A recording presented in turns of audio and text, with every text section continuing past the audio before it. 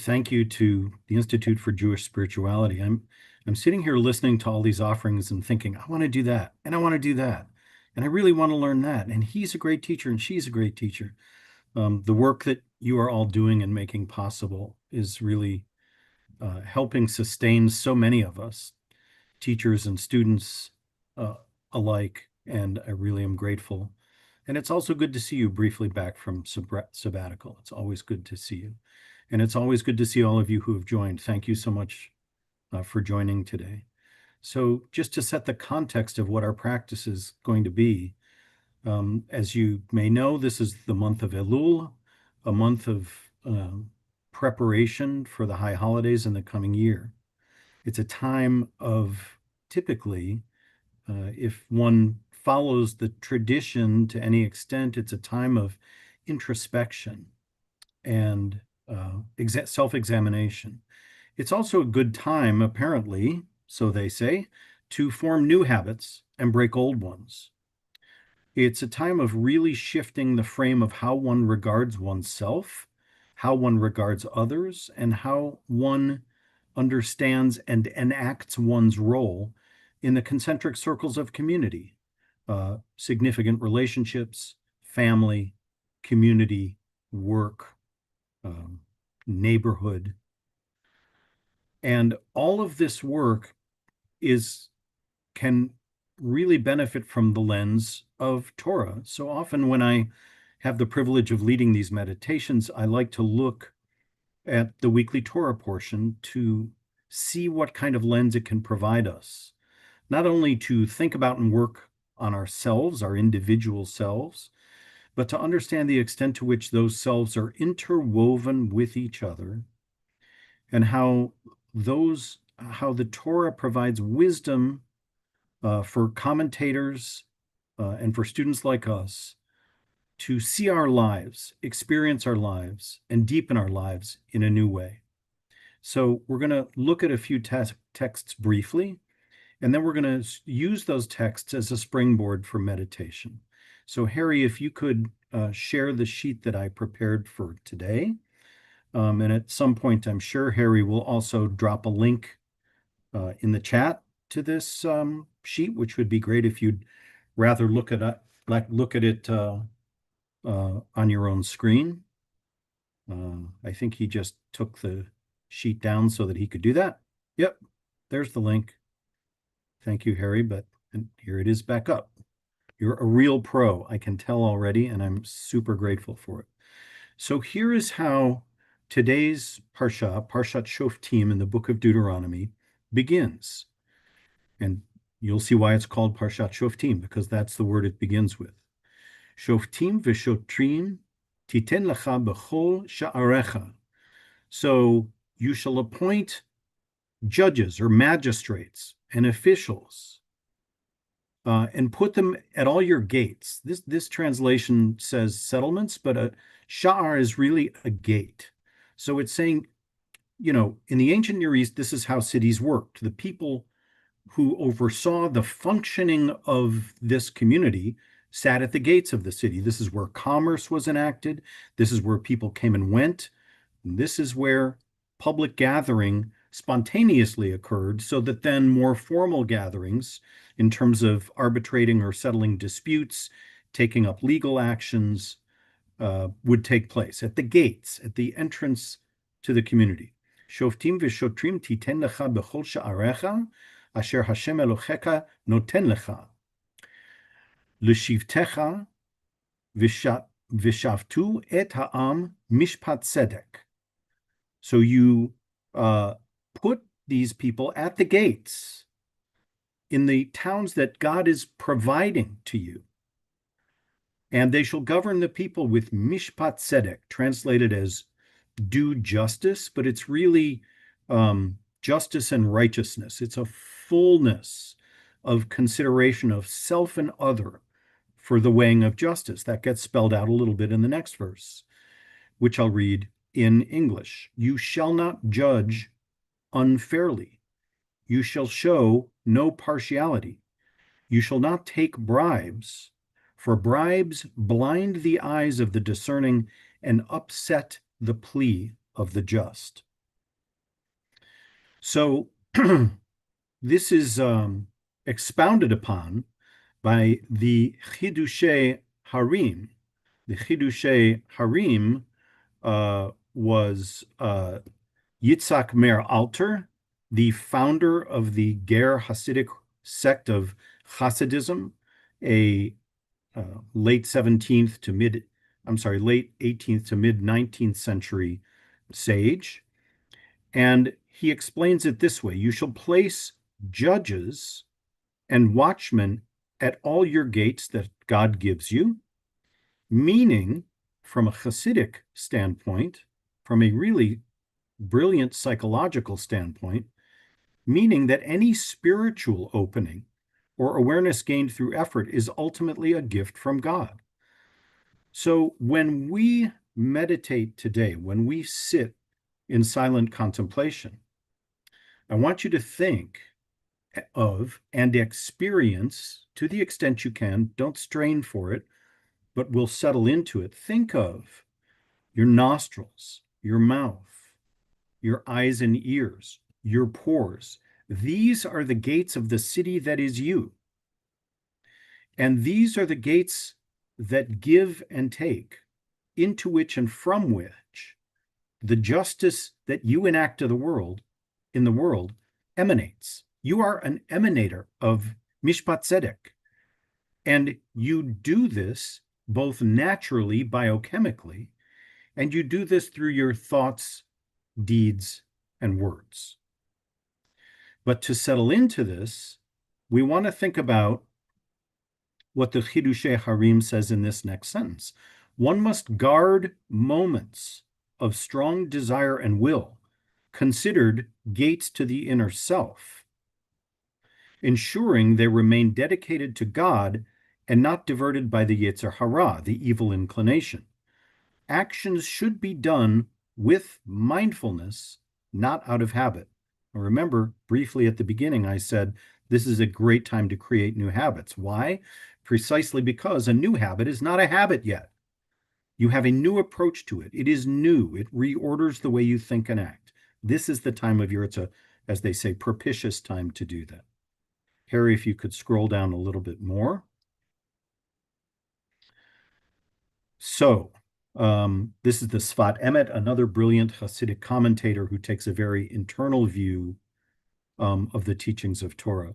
The more one maintains calmness and acknowledges that everything is from Hashem, the more they will experience spiritual openings. So the Sfat Emet keys in on this. I think it's important to add at this moment, this teaching applies to you, can seep into you, can be welcome from you, whether or not you believe in God. God language is important to the teachings. It's not important whether or how you understand the concept of God. But what is important is that you understand that these gates, these apertures of opening and closing, of respiration, of sight and sound, of exchanging of new and old energy, is understood to be resident in Torah. Reb Shlomo of Karlin, whose actual name was Gottlieb, I found out, but he turns out not to be any relation, sadly, said this in Yiddish. I think I've got this right. Der größte Yetzer Hara is as mir vergesst, as mi is ein Ben Melech. The greatest source of sin is to forget that I am a child, that should say of the king, not of the kind. That's my mistake. The greatest source of sin is to forget that I am a child of the king. A variation of the great Hasidic saying that you should carry a stone in each hand, one that says, I am dust and ashes, and the other that says, the world was made for me. The idea being, now we have the opportunity to experience this, to make a new habit, to understand that this is how we can open ourselves in the month of Elul and experience opening that our body is doing constantly and that our minds and spirits can do more often. Finally, a quote from Rashi interpreted by Rabbi Aviva Richman. Shabbat Shabbaton, meaning the Sabbath of Sabbaths, a restful rest, not temporary, is how Rashi explained the phrase Shabbat Shabbaton. Rabbi Richmond says this means that the rest should not be holding back from doing work for the time being, but forgetting the whole concept of work. Now, you may ask, how are we going to apply this in meditation? How am I supposed to forget work? On Saturday, I'm only 24 hours away from the Sunday dread kicking in. How am I supposed to forget? Many of us sometimes are pressed into work on Shabbat. What does it mean to forget? Really, what it means here is that we should not hold back from utterly releasing ourselves from the quotidian, from the day-to-day. And in order to do that, we take lessons from our bodies, which give and take, which take in and release constantly and work from the inside out, seeking not only to deepen our own experience of the Sabbath, but to bring more of that experience into the rest of the week and the rest of the world. So with that, let's pull away from text and settle in to practice. So if you would, as Mark really gave excellent pointers at the beginning of how to settle oneself, the turning off of the phone and the silencing of external noise is it can even be turned into a ritual of initiating the practice of closing certain apertures so that others may open. In order to do this, if you can, and if you're so situated, both feet should be on the floor. The spine should be erect but not rigid. I tend to walk around, I noticed, with my chin sort of pointed out, and I don't know why. It's maybe because of the glasses, I see better through in any case, I make a conscious effort to lengthen my spine and to see and to feel a crystalline line from the very top of my head attached gently to the ceiling, just helping me lengthen that last bit of spine that connects the skull to the body. Eyes can be gently open or can be closed. And for a moment before I give more instruction, simply be in your body.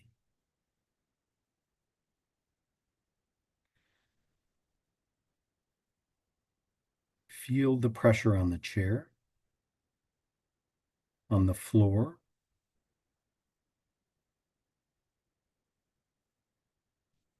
Feel the crystalline line from the top of your head gently attached to the ceiling.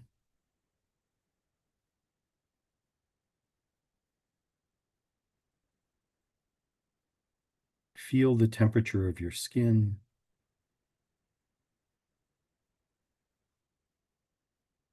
You may even be able to gently feel, barely perceive the pulse, your pulse, as your blood courses through your body. Of course, many of us live with pain, physical pain or discomfort.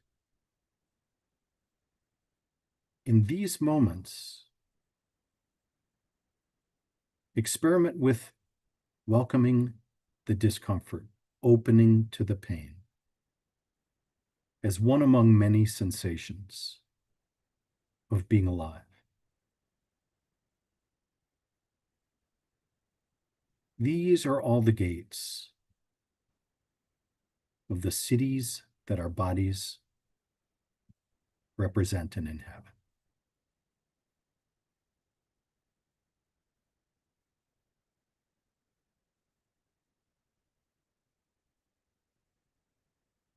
And central to these is the coming and going of the breath.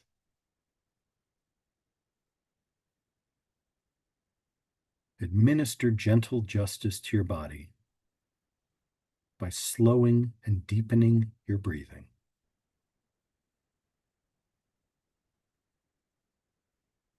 Inhaling a little more deeply.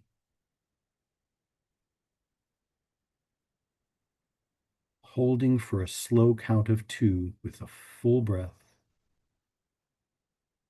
Exhaling a little more deeply. holding at the bottom just for one beat. And settle into the city that is your body.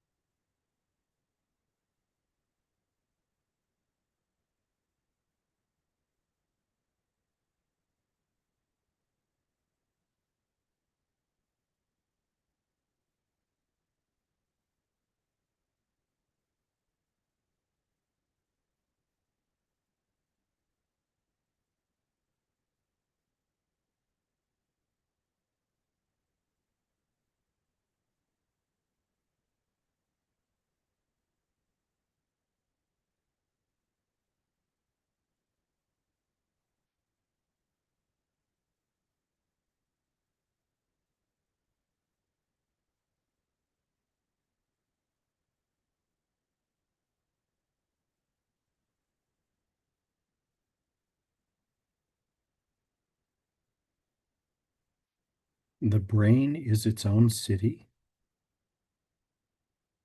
but don't let it become a traffic jam. Allow thoughts to come and go.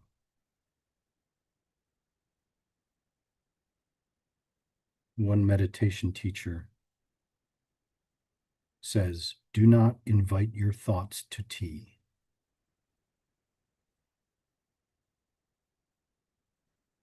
This too is a gate to your city.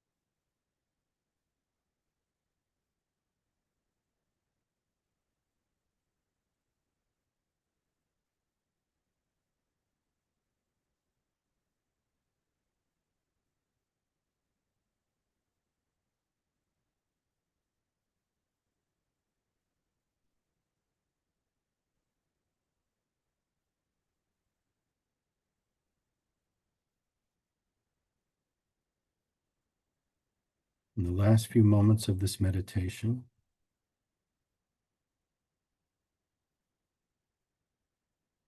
focus on the gates to your city, especially eyes, ears, mouth, and nose.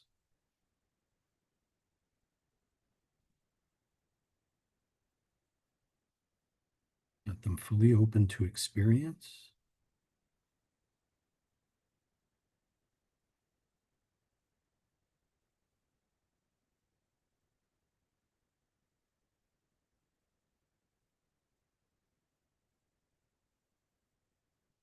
And not obstruct the traffic into and out of the city that is you.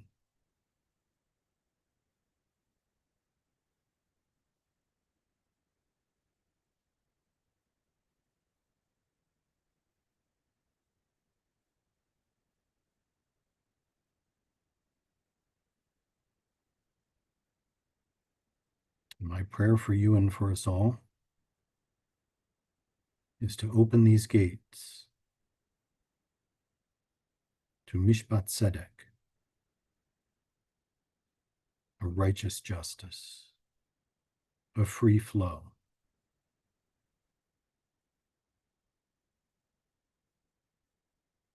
the breaking of old patterns and the making of new, for this month of Elul, the year ahead, and especially for this coming Shabbat.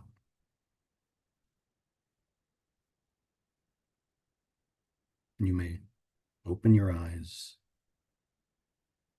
and join us all back together as we conclude.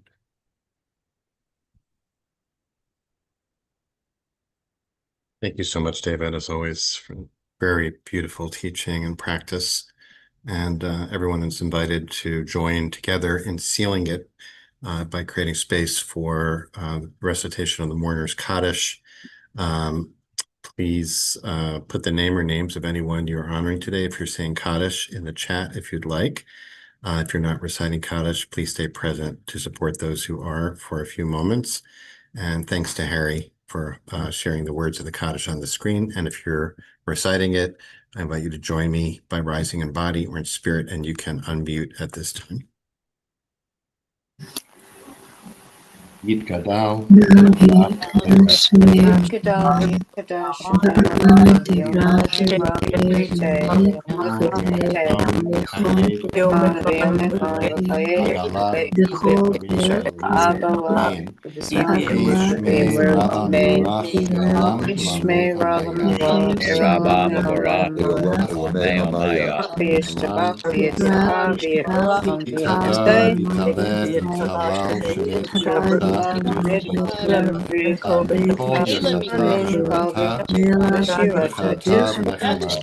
Nechamata Damiran Vilma Vimru Eshwama Rava Minshama Chaim Alenu Vilko Israel Vimru Amen Shalom Vimru Asa Shalom Alenu Vilko Israel Vimru Amen. Amen. Amen. And friends, as we're doing during the month of Elul, we'll punctuate our practice as well. The sound of the shofar, inviting you to stay present. It's helpful for you to close your eyes, and while I sound the shofar throughout the month of Elul.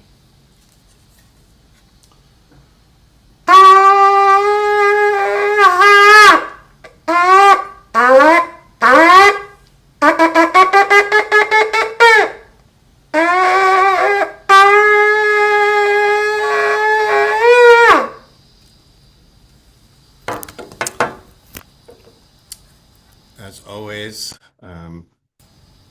thanks to Harry Gilboa for holding our text space with so much skill.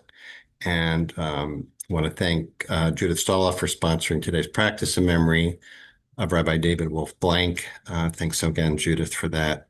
And thanks to our teacher for today, David Gottlieb, for once again leading us so skillfully and so beautifully. Looking forward to conversation with David in a moment. You're welcome to join us for the next 14 minutes or so. If you're leaving us now, I'll put in the chat our lineup of teachers for next week. Again, we're not meeting live on Monday as we're closed for Labor Day, but Rabbi Dorothy Richmond, Rabbi Susan Leiter, Rabbi Daniel Raphael Silverstein, and Allison Cohen will be leading us next week. Beautiful lineup of teachers. We hope you'll join us for any or all of those. And we hope to see us then. If you're leaving us now, wishing you Shabbat Shalom. And okay, again, as always, you know the drill. If you have a question for David, please put it in the chat. Preface it by writing question all in caps. And I will keep an eye out. Well, let's start with this question that just came in from Neil. I have a question about the teaching, but I'd love to hear your answer to this question. I think I have a little bit of inkling since we were at that conference together. So Neil's asking David that he has his book, Letters to a Buddhist Jew. Are you willing to share what caused you as a Buddhist practitioner to re-engage more fully with Judaism? Was it your discovery of Hasidic teachings? It's a great question. So that There book you go. now, I appreciate it. Thank you. The book came out a little more than 20 years ago now. And I think the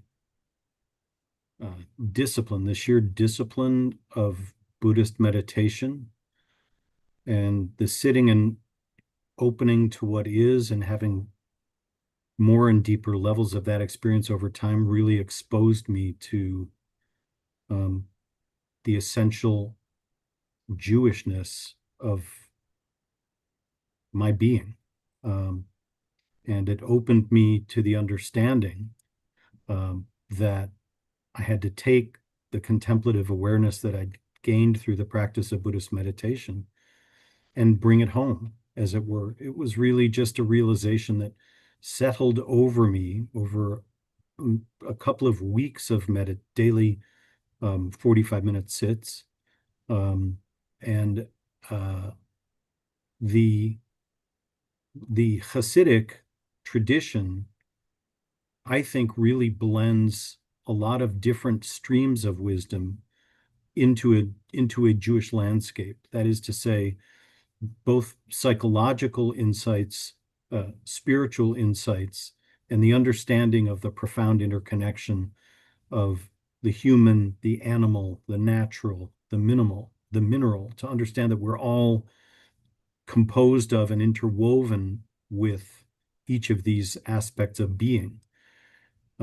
Judaism is rich in this, but you have to bring a new perspective to it, along with or in addition to the traditional aspect or the one that you were raised with. Whatever it may be, the lens constantly has to be refocused. And Buddhism allowed me to refocus it and understand my Judaism in a new and profound way. Thank you for that. I know there's a much longer story there that we could spend the whole time discussing. But it's interesting because with the teaching, the text that you offered us, I was really struck by the connection between some of them and kind of generic mindfulness instructions that are often offered. I assume, since I didn't come into this through Buddhism, but basically straight through Judaism, I assume that, these have Buddhist roots. For example, let's just take one. Often in mindfulness meditation, the teacher will offer, as you did, the invitation to adopt a position of dignity. You invited us to, elongate the spine. I love that image too of the crystalline link, upward. But that text, I think it's the Reb Shlomo of Karlin commentary about remembering that we are children of the king or the sovereign, right? So I'm thinking about that immediately collective said, oh, what does that mean? Whether forget about king or queen or sovereign or whatever, but like the essential message there is remember that you have essential dignity and worth, innate, inherent dignity, simply by virtue of existing, right? Absolutely. And I'm sure And there's a Buddhist connection there too, but there's certainly, go ahead, David. no, I was just going to say, and we share that with everyone, Mm-hmm. everyone. That form of royalty is common to us all. And although Right. that may be sort of a contradiction in terms, in the ways that we traditionally think about royalty, we are all descended from cosmic particles and materials. We're all descended from the divine, from the galactic. And we Mm-hmm. all share those qualities, and they are all regnant and resonant within us. And we can experience that. We don't just have to talk about it or cogitate about it. We can sit in it. Right. It's also interesting because that theme of kingship, sovereignty is a prevalent theme of the high holidays. Yes. And often has this association with kind of anxiety and fear of like, oh, you've been called before to account to the king, right? And this is a very different way of understanding that and having a sense um, of that imputing a sense of worth and dignity as opposed to you're nothing or like, which is also part of it. Not that you're nothing, but that, a sense of awe of like being such a tiny part of an infinite universe too. Right. I love this teaching about Shoftim, about the gates, the Sharim, appointing Shoftim v'Shotrim, judges and magistrates in the gates as a mindfulness practice, and the gates being well, the physical gates, right? The breathe, like you're referring to, our senses, but in addition, thoughts themselves, the portals of the mind, right? Mhm. So there's a great question here, wonderful question. I don't know who LF is, about, and thinking about my body and soul as my own sovereign city, I started thinking about how local cities here in the Bay Area have become overdeveloped, exclusive, much desperation across classes. I heard Shofar saying Achat Sha'alti in my head that the one thing I want is to be open to the beauty of the divine. Question, how do we discern and set limits to what is, quote, allowed and in and into my city without creating walls, barriers, and exclusivity? Which is a fantastic question. Okay. Wonderful question. Discern the limits about what is allowed, especially in this, it's a very intense question at this time with Yes. It is an around intense boundaries. and timely question. Right. And I think part of the reason I wanted to explore it in this meditation at this time is because we have to always be asking ourselves that very astute question. But at this time, in the month of Elul, we ask it with special, I think, urgency and depth. We ask it to ourselves constantly, but now we can refashion our answer to that question in a really profound way.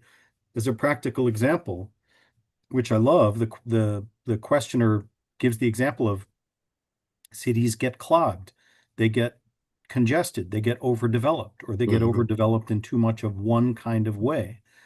Periodically, cities like Minneapolis has done a great job of this, of stepping back and saying, how do we change our zoning so that neighborhoods are more inclusive, housing is more affordable, cars are less emphasized? And these are all questions that can be applied to the body and spirit specifically and at Mhm. this time. So ask yourself during this month of Elul, how am I going to let myself approach social media? How much news am I going to consume? How much of other things that may be good for me in moderation but bad in excess am I going to consume? The answer can always be provided under the rubric of this phrase: I will approach this mindfully. If you have a drink every night after work, as my father of blessed memory did, at least be conscious that that is what you are doing. Maybe say a bracha, a blessing, before each drink. It at least gives it more meaning, and it makes you more conscious of what is coming in and going out. But this is a great time of year to say, I will only consume this kind of thing and in these ways at these times. but give yourself permission to constantly adjust that answer. Yeah, I like that. If we can just do it for a moment, a deeper dive into that text, because it's the text instructs that there should be judges appointed in the gates and shotrim. Shotrim are usually translated, I think, as magistrates, basically that which executes the judgment of the judges, right? Carries out the marshals, basically, right? Right.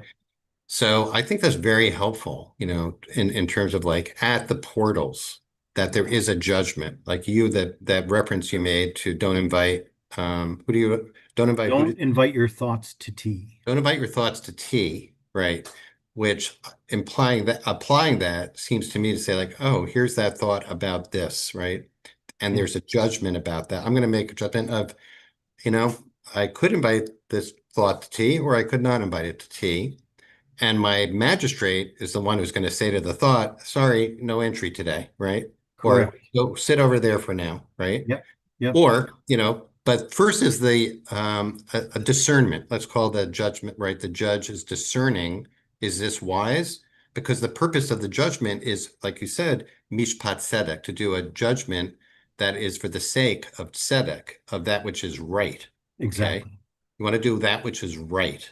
And before, in order to do that, we have to do that consciously, mindfully, intentionally, to say like, oh, yeah, I could do this. That's what I always do. That's the habit, or that's what I want to do, but I wouldn't be right, right? It wouldn't serve right purposes, which leads to this last question. We only have 2 minutes for this, David, but about you did say at some point, I don't know if you looked at the chat, you saw that.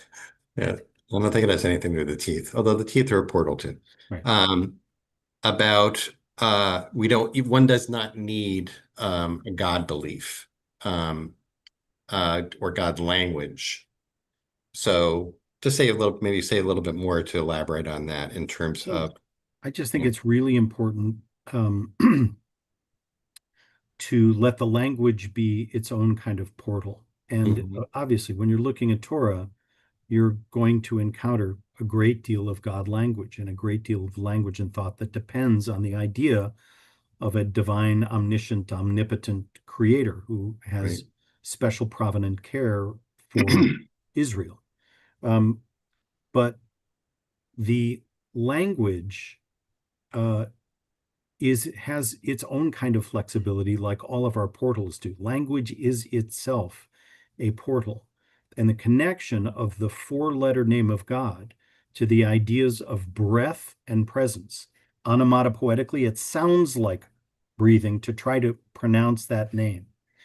And grammatically, it is deeply tied to different levels of and aspects and kinds of being, especially when God meets Moses and initially says, Moses asks, what shall I call you? The answer, Eyeh Asher Eyeh, the answer is one that transcends all levels of temporality to a kind of super existence. So I think experimenting, going beyond simple translation, understanding the sounds and feeling of words, allows one to experience the idea of divinity in a way that stimulates consciousness. The Torah is a master experiment in the act of stimulating and elevating consciousness. And we all have permission as readers of Torah to work with it in ways that expand consciousness. In other words, if God language contracts your consciousness, find another way to use God language. And there are many ways. This was just one. Yeah, I agree with Val. That's a beautiful, beautiful description of Torah, David. Thank you. I see also there's people interested in learning more about where they can practice with you. So I'm going to put that in the chat as well to, again, link to your website for people who'd like to. Yes, thank you. And I saw that someone asked, is there a source sheet? And I think if you scroll up the chat, you'll see that Harry did post the source sheet. Yeah, Harry he put it in again. So that's great. Okay. Let's all give it up for Harry Gilboa for holding our text space today. Way to go, Harry. Thank you so much, as always. Thanks to David for leading us so beautifully today, teaching us so beautifully, and each of you for showing up, as always. Wishing everyone a sweet restorative Shabbat that we need. And we'll be back at it on Tuesday, after Labor Day. Hope everyone who has a long weekend enjoys that. And Shabbat Shalom, everyone. Great to Shabbat be shalom. here.